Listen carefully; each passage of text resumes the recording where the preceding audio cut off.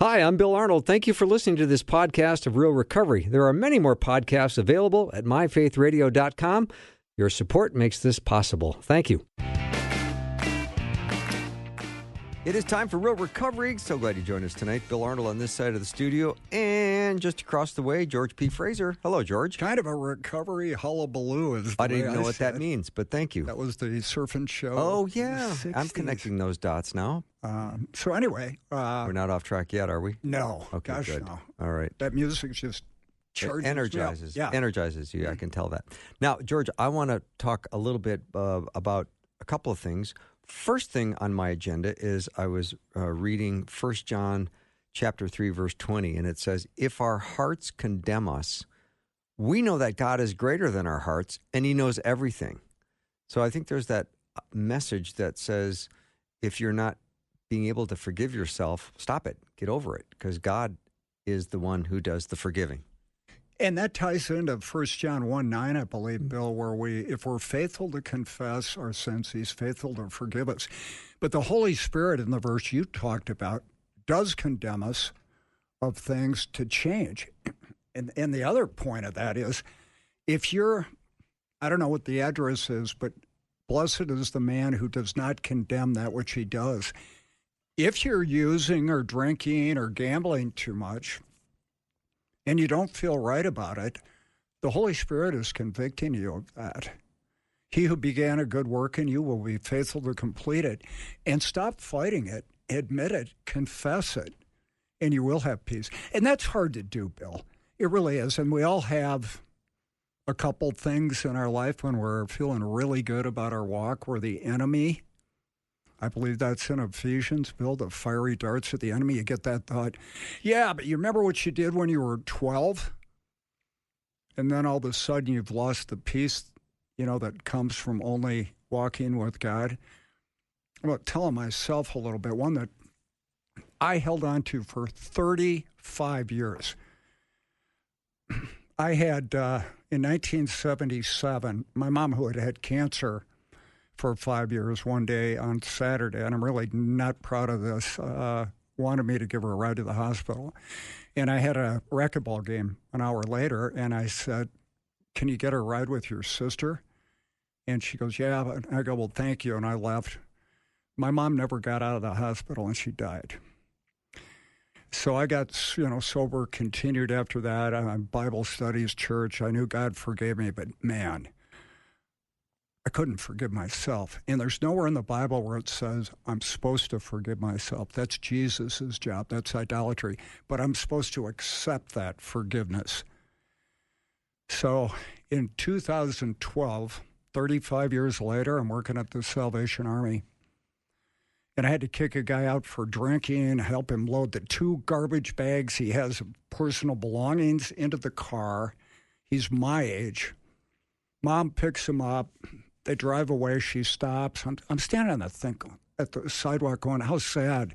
She gets out of the car. She walks up to me and she goes, George, I was a good friend of your mom's, and I just want to tell you how proud she'd be of your life. Wow. 35 years later, George walks into the chapel afterwards, cries for about 5 minutes, but we had work to do. So I'm not asking you to do anything I haven't done. We all have that. And I believe in Revelation it talks about the accuser standing before the throne of God accusing the brethren. And I believe that's one of those moments where you get that. You go, well, you can't be a Christian because you did this. That's not from God. And I have to go, God, please help me with this. I know you forgive me. Please give me the strength to accept that and move on from this. Oh, appreciate that, George. It's a great story. I know it's hard for you to tell that story. But it doesn't make me look really good, one of the many. Well, but that's it's why true. It's probably and hard. God used that to really help me. And so if you're struggling with something, and all the guys I work with, Bill, when we get to step 5 where we admit to God, ourselves, and another human being the exact nature of our wrongs, when they get done, I tell them I'm going to go to the restroom for a minute, and when I come back, I want you to tell me the 3 things you weren't going to tell me. And almost every guy goes, how did you know that? Well, that was used on me, and it's true. Mm-hmm. George, I would venture to say everybody that steps into recovery realizes that unless they come to grips with step 1 in the recovery book, that nothing is going to happen. That is correct. Unless they say, I am powerless over drugs and alcohol. And we can also throw that is powerless over sin in our lives that become unmanageable. Well, people miss this step because it says we admitted we were powerless over alcohol and our lives were unmanageable. And you go, well, that's why I can't manage my life. No, the reason is because you're running your life. You're God in your own life. What are you powerful over? Nothing. Your next breath comes at the mercy of an all-sovereign God. Everything that happens, He allows. Our job isn't to try to figure out why He allows stuff. It is to be obedient and trust, obedient and obey. Pick up your cross, deny yourself, and pray for the power to carry that out. And that's how you walk it out. Mm-hmm. So it's very hard to take an honest look at your life and tell the truth. Right? That was a TV show. It was? Bill Cullen or something? Yeah. Tell the truth? Tell the truth. And you're right. I mean, you have to show up and say, I need to tell the truth on myself. Yes. And usually what we do is we're going to try to fix this on our own. Yeah. Well, I'll do this instead. I'll only drink on the weekends. I'll drink wine. I think I'll move to Florida. Yeah, there's a loophole, isn't there? That works really well. Always looking for the loophole. Well, we're looking for that we can change it. And what step one says is no. There's no one righteous, not one. That's the honesty step, isn't it? Yes. And if you can't confront that, you're going nowhere. Usually, by the time you get there, you have been beaten into a state of reasonableness or maybe sanity for the first time that you are helpless. And when we talk about surrender, I think about the old World War II movies where you have your hands above your head, you put your weapons down. That's what you need to do with God. Mm-hmm. What about just the arrogance that comes across people saying to you, I'm powerless? Come on. My life's going okay. I just have a little bit of a drinking problem. My life's fine. You're talking to a 20-year-old George. All right, what does the 20-year-old George I fire would back have with? Found you annoying then, and I still do today. Well, that's consistency. Feelings are mutual. No, and that's the gift. You're speaking truth. Yeah. I can't handle the truth. That's Jack Nicholson. Yeah, nice job. Thank you. Yeah. Well, I appreciate the honesty here, and that is one of the things that I think everybody struggles with coming to step one in recovery. Can you just admit you are powerless and your life has become unmanageable? And if that's your story tonight, don't go anywhere. Stay tuned because we're going to hear a remarkable story of transformation. Yeah, and a lot of people, I know I did it, I needed some more pain and misery. No, you didn't. You wanted more pleasure and escape. Yeah, and it was more pain and misery. I know. And then finally, when you're there and you go, okay, I did what I wanted to do and that didn't work. It's not that I have a drinking problem. I am a problem. And when you get to that is when you get to the good stuff. And a lot of people don't get to that bill till they're sober a couple of years, thinking their big problem is they're drinking and drugging. And they realize, no, I'm selfish, self-centered, egocentric. Mm-hmm. So the user has to admit defeat, and they don't like that. And everyone else who loves that user celebrates that moment. Yes, but they have a wait and see. Don't tell me, show me. I get it, and that's part of the recovery process. But if you are new to real recovery, we're so glad you tuned in. You will hear tonight a story of incredible transformation where God reached down and pulled our guest Lorna really out of a pit and not only saved her, but gave her purpose and hope and freedom from despair and desperation. And if you feel like that's your story, you're not going to want to touch the dial because we're going to take a short break and then come back. You're listening to Real Recovery. Bill Arnold, George Fraser, Ryan is on the board taking care of all of our audio needs. And after a short break, we'll be back with our special in-studio guest.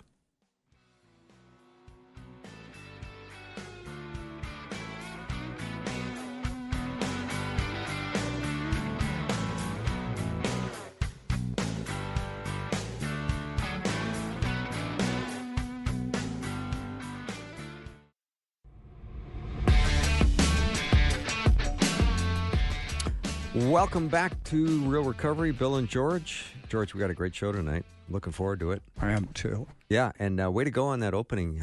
again, the George P. Fraser wisdom came through loud and clear. Oh, it's God all the way. I agree. You know that. I couldn't agree more. He uses the broken vessels. Yeah, that'd be That was good, wasn't it?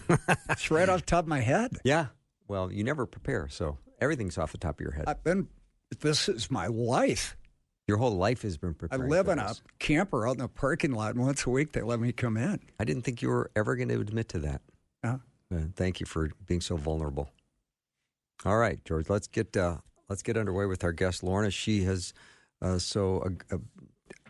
agreed to come on and tell her story of what God's done in her life, and it's an amazing story. Lorna, we're so glad that you could join us today. Thank you. Thank you for having me. You're so welcome. We're so curious to find out all about young Lorna when you were just a little girl and what life was like. Oh, little Lorna. I was, I had my mom and dad and my sister, and I really loved my family, and we were close. I was a daddy's girl. My mom worked. She was the head of household. We were all close until about 8 years old.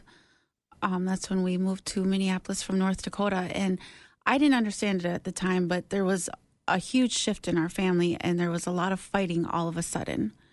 And I remember, to chunk it all in one huge chunk right away, from 8 to 18 years old, my parents fought every day. They argued every single day from 4 p.m. when my mom got home to about 2 a.m. every single night for 10 years.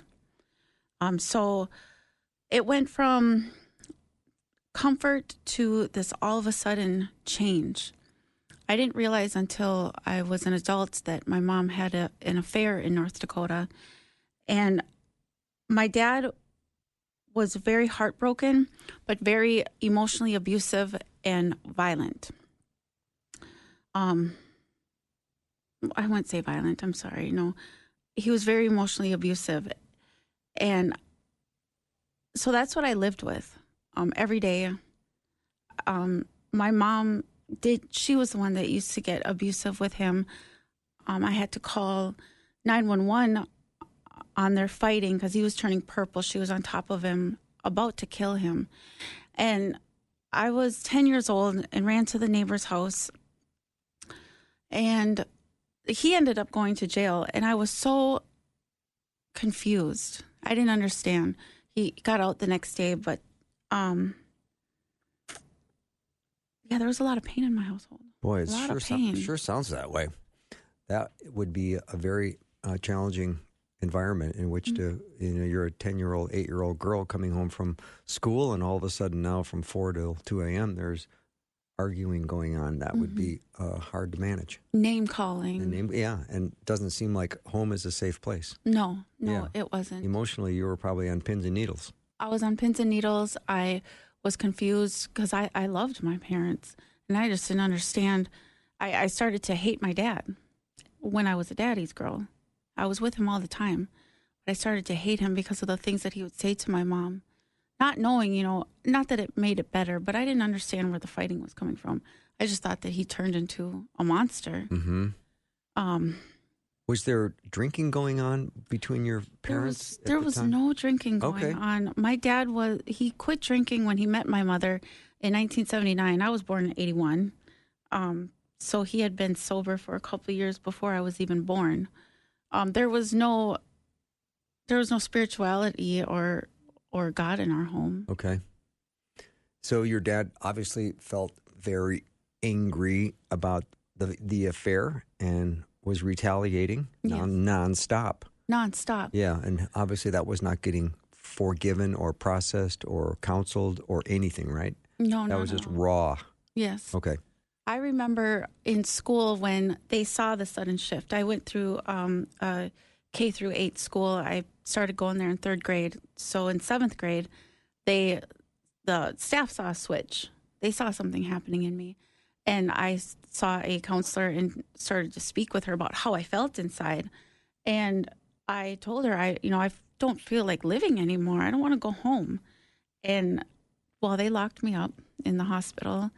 And so then after that, I was afraid to talk about how I felt. as an adult, I realized, she did the best thing, but it really put something in my soul that I can't talk about the things that I feel inside. Something's going to happen to me. I'm going to get locked up. I'm not supposed to feel that way. I felt like I was in the wrong for that, which was processed differently. I know now that she did the best thing for me at that time. George, does it sound like don't talk, don't trust, don't feel? Yeah, it's really sad. And when I hear that somebody is not violent because they're verbally abusive, I think that's just because you can't see the marks, right? Mm-hmm. And to grow up in a situation like that, who do you trust?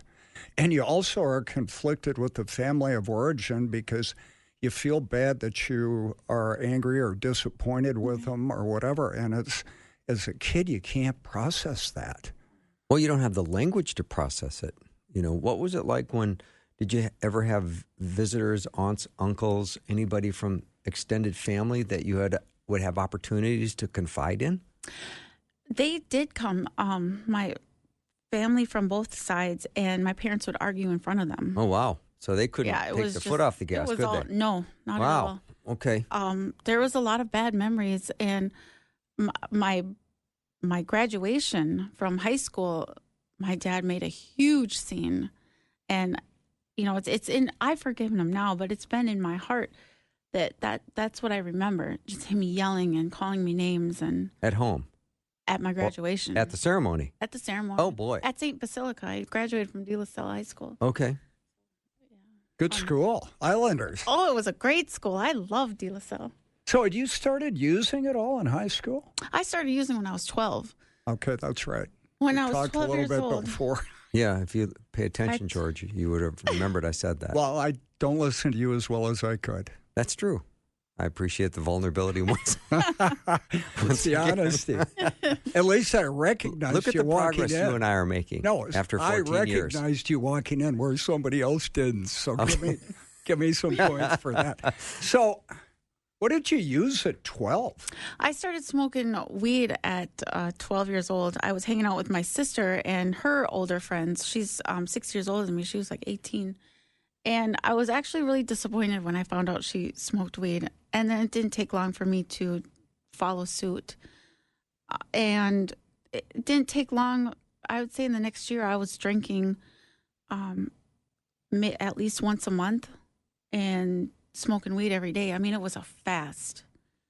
From the moment I first hit weed at 12 years old, by the time I was 13, it was an everyday thing. What did you like about it? It was an escape. I felt, there was like a rebellion inside of me that I thought, I can control this. I can do what I want. And I didn't have to feel all of the feelings or the confusion.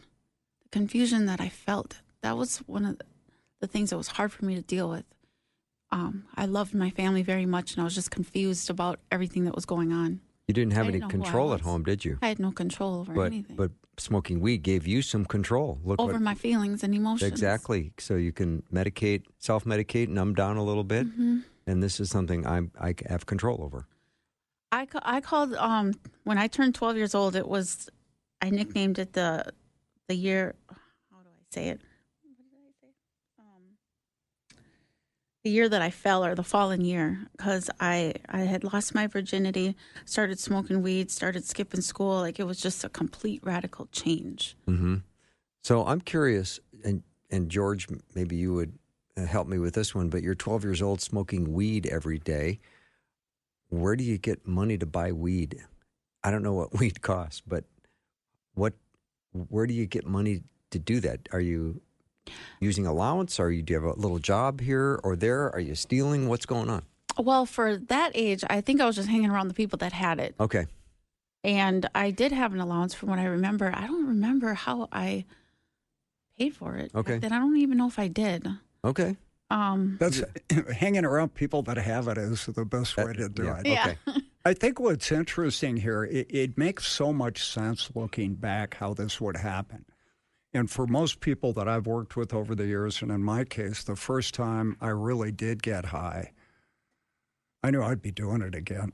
And I became addicted very quickly like you did. All my other interests were secondary to using it, recovering from it, getting it. And it's just a circle of getting it, using it, recovering, getting, using it. And it's the priority one in your life. It is. But you're surviving. And in your story, it makes a lot of sense. Yeah. Real good coping. I've got new friends. Yeah, a lot of new friends. I have always had this drive inside of me. I did want to do good in my life. I played sports all on my own. It's not like my parents were like, hey, do this. I played sports. I tried to get the best grades I could. I had maintained a B average in De La Salle, lettered in softball. I was a first girl wrestler there. I made history. I did have a job at 15, and I had a few jobs during high school. So I tried to always be the best I could be, but then there was this other side of me that just had this grip. And it was the first thing that I wanted to do was get high before I did anything else. I did feel like an outcast. When on the basketball team at De La Salle, I had pictures, the team members put up no smoking or smoking's bad for your health or don't do drugs because they had found out that I did. And so that was just a huge rejection for me. I do believe that I never found an identity at all. I didn't know who I was. I didn't have any confidence in myself. I could see the grades on paper. I could see the accomplishments that I had, but nothing was ever good enough to me. I don't know. It was just, I lacked no confidence. I didn't have any idea of what, success was. And it was really sad. It's really sad to think that through all the hardships that I did go through and the things that I did accomplish, that I couldn't even see that in my own self. Do you think it's hard when you can't connect with your parents to connect with other people in your life too? Oh, yeah. Okay. It's just destruction. I mean, George and Lorna, how would you be forming your identity when at night you go home and listen to arguing for 8 hours? Yeah. What identity are you forming? What are you understanding about yourself?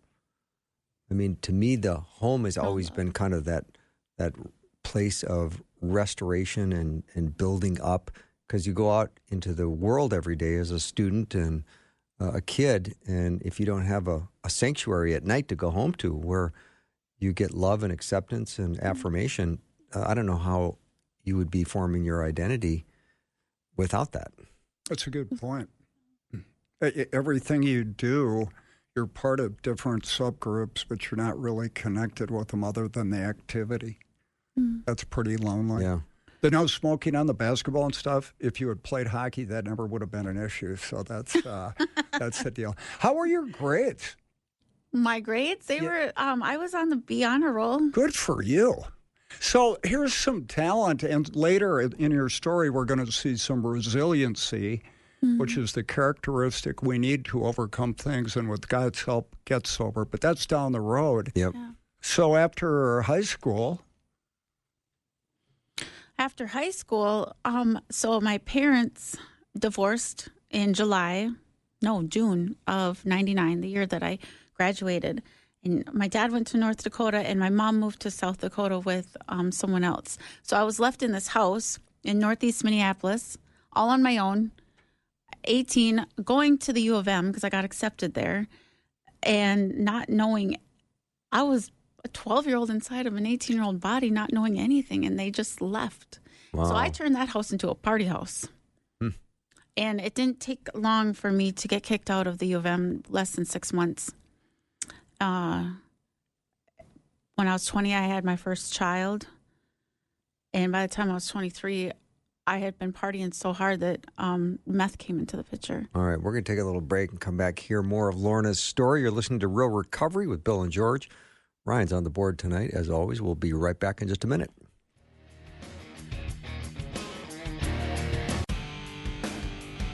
Welcome back to Real Recovery, Bill and George. Our guest today is Lorna. And Lorna, right before the break, was leading up to 18 in a party house, gets kicked out of college after 6 months, Then all of a sudden she's 20, and then she has a baby. And the next thing we know, she's moving into harder drugs. Okay, let's pick up the story there, Lorna. Yeah, so I was about 23 years old when I had my first hit of meth. And that's when I realized that I could get addicted to something real fast. The first time I hit it, and the next day I wanted more, and it didn't stop. And my child, she had moved in with her grandma, and that's when I first felt devastation, loss, chaotic lifestyle, violence, danger, guns, the police coming into my household, holding guns to my head. It went bad fast. And I lost everything. I did go to treatment in 2005, and I was out in 3 months, had some sobriety time. The next 10 to 15 years, I struggled on and off with meth abuse. I did have 5 years clean. I would get to this point, and then everything fell. But I tried to do everything on my own strength, and I have this performance issue. That's where I would find my identity, and my worth was how well I could perform things. It wasn't how well I was just being me. It was how well I could be a mom, how well I could be a girlfriend, how I could get a household together. And I strived so hard for this that I wore myself out. And every single time I fell back into an addiction.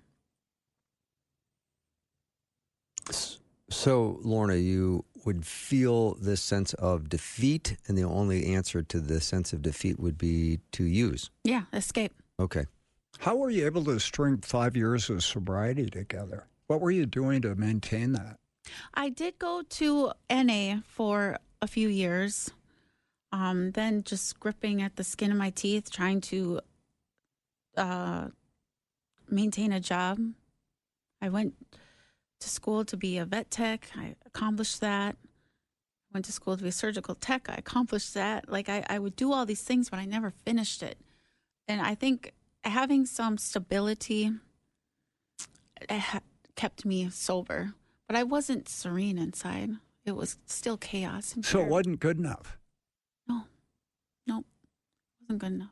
So you had gone, I believe, to a Catholic high school and school. Did you have a relationship with God from your early childhood or late childhood? When we moved to Minneapolis, there was a church down the block. My parents were Native American, and they didn't want nothing to do with it.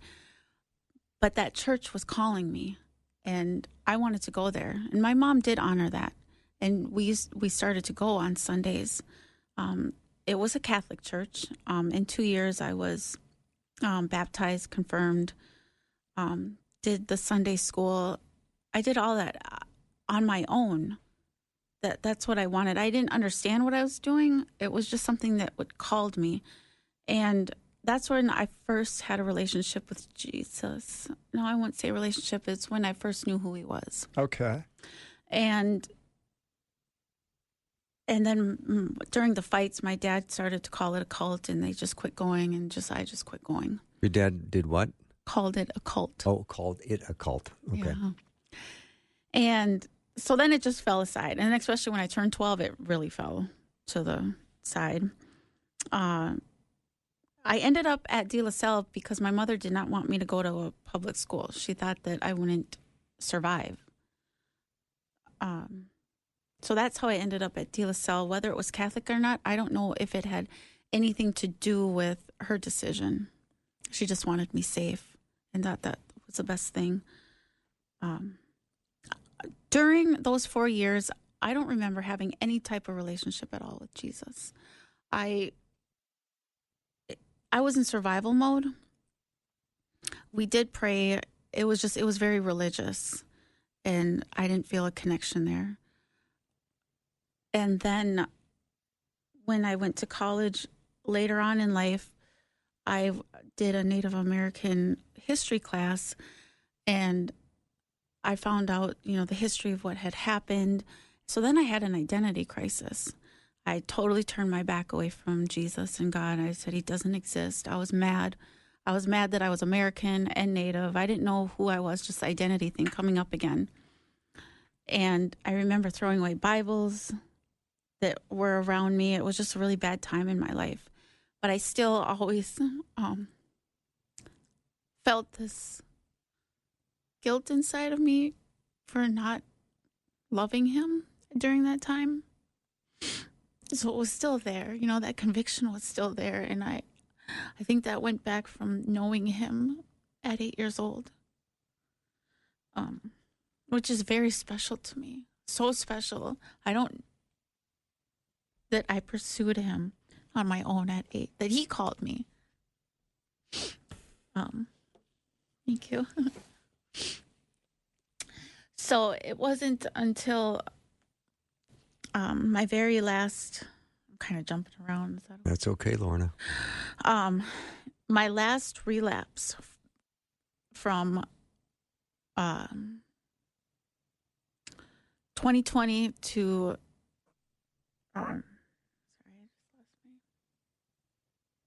We were talking about your last relapse. How many years ago was that?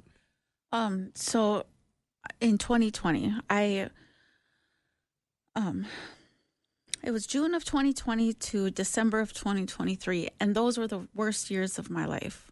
That when I said I lost things before, I completely lost everything. I lost all of my family.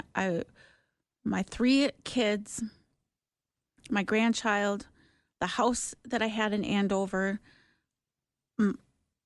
all of my animals. I lost all that. I ended up on the streets. I was living in storage units. I was pretty much close to suicide in the summer of 2023. I remember being so alone and living in this storage unit where they had found a woman who had been dismembered while I was there. And that I really felt like the ghosts or the hauntedness of the street of, I don't know, it was just really bad. But I did end up going to jail that summer.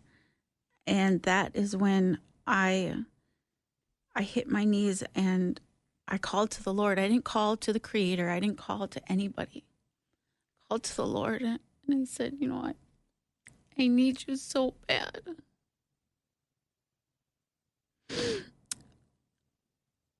And I had spent a couple weeks in jail that time. And after I finally hit my knees, no one was wanting to help me or bail me out, which I understood. But it's still, when you don't know when you're going to get out of jail, there's this panic inside of you. After I got on my knees and I called out to him, there was a peace. There was a peace that came about me. And it didn't matter how long I was going to stay in there. I knew for some reason that it was going to be okay. I did get out and I went right back to the streets. And then things got really worse from July of 23 to like December of 23. I now know that during those 6 months, I had to break everything. I had to be broken down to nothing so I could finally completely open my hands and let him do what he needs to do and save me. I couldn't have any more pride. I couldn't have any more, I can survive the streets one more night. I just had to be completely broken down. But he was faithful and he answered me. That's where we have to get, usually. And when you ask for him to help you, he shows up, doesn't he? Yeah. So you said that you were in jail with some time to do, and you had peace. I had peace. And there's only, I've been in jail myself, there's only one way that would happen, and it's not because you got a new TV in your cell, you know?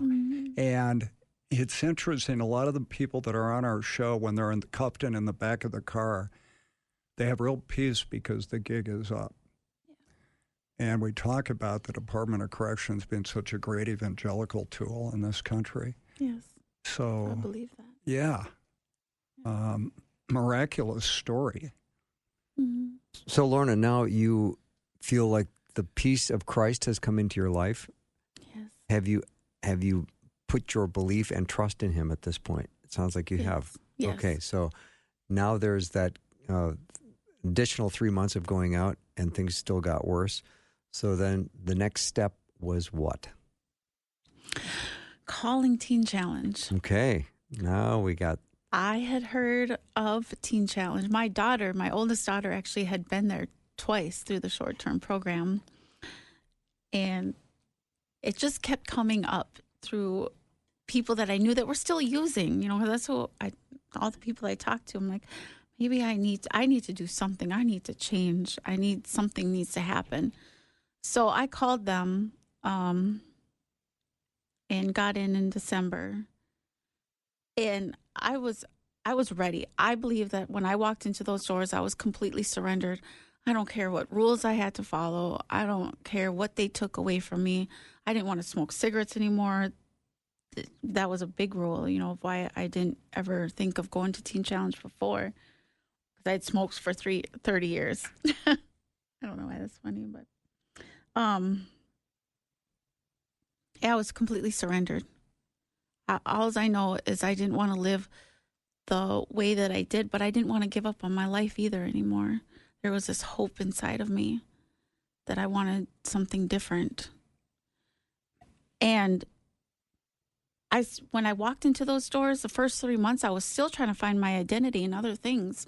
I thought that once I walked in, I was going to have this restoration with my children, who I had been gone for 4 years from. And that ended. They came to visit me in February 19th. And the visit lasted no more than 15 minutes. And it ended with them screaming at me, telling me how I abandoned them, what I did to them, everything that I deserved to hear. And I remember looking at the staff like, is this going to stop? And they were just bewildered too. And I had to sit and take it. And they left. And the next day was my birthday, and I was in chapel in the morning time. I remember thinking, what is this all for? What am I doing this for? I've ruined everything. I've been here 3 months, and no one wants to talk to me. And it was during worship that usually I'm standing, and the sister behind me said, Lorna, this is where you get up. The enemy wants you to stay down. You stand up and you start worshiping like you always do. And so I did, and that's when I seen him hold out his hands, and he said, are you going to give them to me now? Wow. And I said, what? And he said, your children, they're my children first. You give them to me so I can show you who you are in me. Not as mom, not as a daughter, not as an addict, not as anything, not as a student, an A student, nothing. Let me show you who you are in me. Oh, and so that day I said, I'm just going to give up any expectations of restoration of my family, and I'm just going to pursue him and do this day by day. Wow, what a bold and courageous move. Lorna, we're going to take a little break and come back and continue to hear Lorna's story. You're listening to Real Recovery with Bill and George. We'll be right back.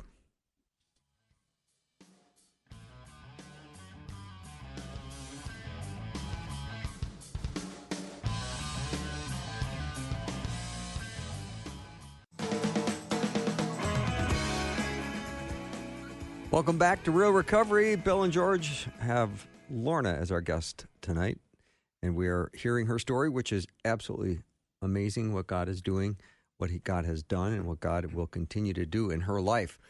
All right, Lorna. So we get through Teen Challenge. We have a new heart, a new mind, redeemed life going forward. Tell me what life is like and how you're walking out your sobriety and your Christian faith. Well, one thing that I learned through my healing with Jesus is that we are called to love him with all of our heart, mind, and spirit, and love our neighbor just as much. Those are the two most important commandments. And so I've been doing that. I want to spread love. I want to show love. I want people to see Jesus when they see me. I want to give him glory, to show that it's only him that can save. He did this. He gave me a new life. He gave me a new mind. The biggest thing is that he's taught me forgiveness. Forgiveness in a whole new light. Forgiveness from the people that abused me, because my duty is to love them. I don't have to, have them in my life to love them, but they're his children and he will deal with them. I'm not the judge. And so to have forgiveness breaks me free from what Satan would want me to do, and that would be to hate people. I found forgiveness in my parents. I understood that they had a lot of trauma as children, lots of violence themselves, that they did the best that they could, and that they did not want to hurt me or each other. Is just that they were entrapped with trauma. And to be able to forgive them both and understand and have empathy and sympathy has really freed me. So for me, I want to spread love. God is love. I want to spread love and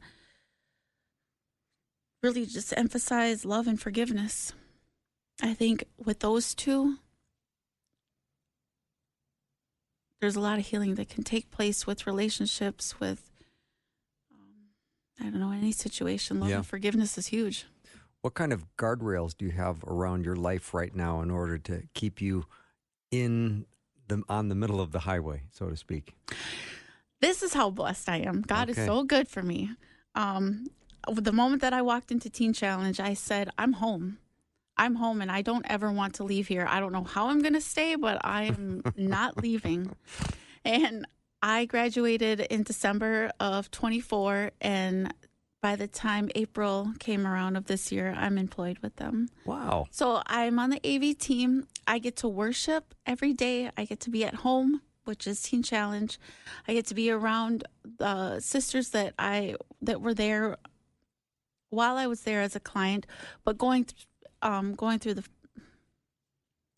forward, I just get to be around new believers who are just coming into this, and my community is all Teen Challenge, and that's where I wanted to stay, and he blessed me with that. Very solid. The key, I think, to staying in our walk and recovering as addicts that are in recovery, walking with Jesus, is to work with other people. Yes. And if you're not there, it sounds ridiculous, but it's by far the best part of recovery is to see people get sober and saved, and you don't want to miss it. And you've got a front row to the action. There's nothing boring about a recovery that's working with other people. Absolutely. And Lorna, doesn't your heart just overflow with hope for the sisters that are coming into the program, that are broken and defeated and feeling like they have no hope? Doesn't your heart just animate for them with hope? Absolutely. And that was you at one point. It sure was. In the storage locker going, what am I doing? I have no identity. I have no future. You wanted to take your own life. Yeah. And now it's a complete reversal of all of that. Yeah. And I get to help people along the way now. Yeah.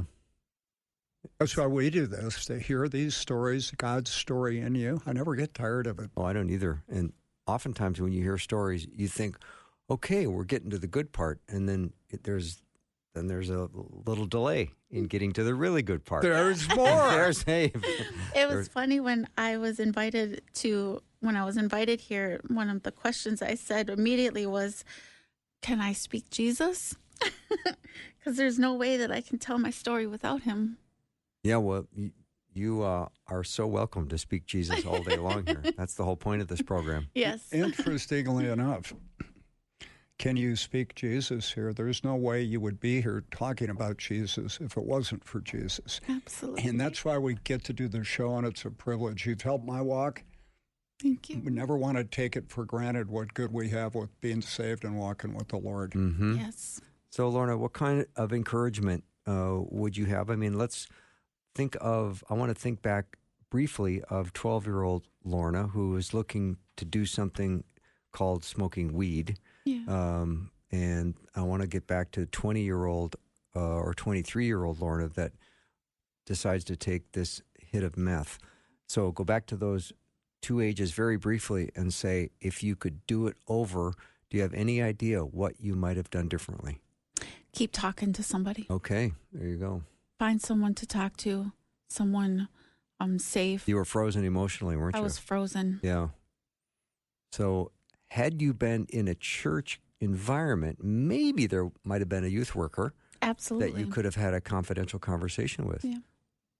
And how important that is to have mentors and people that can come alongside kids today, youth today. Life-saving. It is, isn't it? Life-changing. Yeah. To have somebody, I've seen it at churches recently, older people, mentors, reaching down to children and saying, it's so, just not being judgmental or I don't know what I'm trying to say. They're ready to help without condemning. Mm-hmm.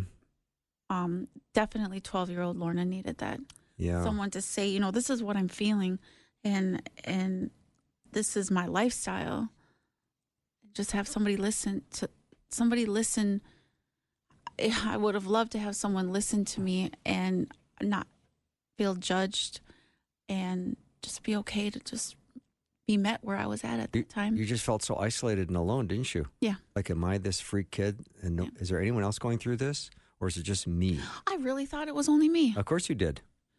So, and I think everybody thinks that at that time or when they're going through things. And it's a deception. Yeah. That's what the enemy wants. Yeah. So how do you show your vulnerability when you're 12, when their kids are going to point their fingers and maybe laugh at you? Mm-hmm. You're that kid. Ha, ha, ha. Yeah. That would be horrible. Mm-hmm. And yet, in the meantime, there's probably 15 other kids in your class going through the same thing. Absolutely. Yeah. And we're not connecting the dots. The great thing in God's economy, if you hadn't have gone through that, you can't talk to the younger people that are 12 now. Mm-hmm. But you can now because God brought you back. You're qualified to do that. We couldn't talk to them. Some angry guy with a Bible telling me not to do drugs and get around. And I remember that. Mm-hmm. It's like you have no idea what you're talking about, but you do. And God not only saves you and dust you off, but he's got a ministry for you and you're doing it. And that will keep you walking the line. So maybe you could even encourage some youth pastors today or tonight that says, am I making a difference doing my ministry? And let them know that you are indeed making a difference. Yes, they are making a difference. Children are so vulnerable, and I did need that adult back in the day to say, "Hey, I care about you." Does Teen Challenge have you talking in schools yet, or is that in your future to have somebody go in and because kids can read that you know what you're talking about, and there are people in your class that need to know they're not alone and there's a way out. I know they do that. Yeah, they haven't offered that yet. They will. But I really want to go back to the jails and help the broken ones there. That's where I found. Well, God's going to use you in great ways, Lorna. Thank you so much for telling your stories. Great meeting you, having you on the show. That's all the time we have for Real Recovery tonight, George. It's been another great award-winning episode. Thank you. Yes, so thank good. you very much. Have a great night and look forward to having you join us next week.